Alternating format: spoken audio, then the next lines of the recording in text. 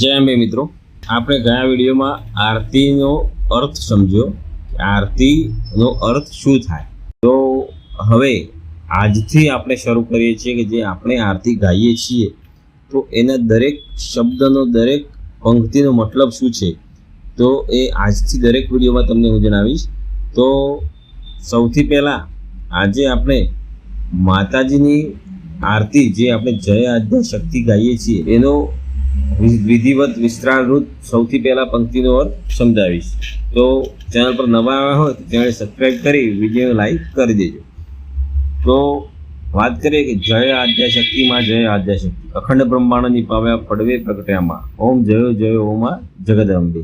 તો એનો અર્થ છે આદ્ય એટલે સર્વપ્રથમ જગત, વિશ્વ કે અખંડ, એક ઈંડા આકારના બ્રહ્માંડનું સર્જન થવા માટે જે શક્તિ નિમિત્ત બની અને એ દિવસ પણ બ્રહ્મનો પ્રથમ દિવસ પડવો કહેવાયો.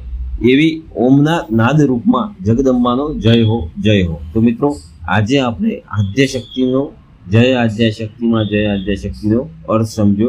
હવે આવતા વિડીયોમાં આપણે દ્વિતીય બે સ્વરૂપ શિવ શક્તિ જાણો, બ્રહ્મા ગણપતિ ગાય હરમાં, એનો અર્થ સમજીશું.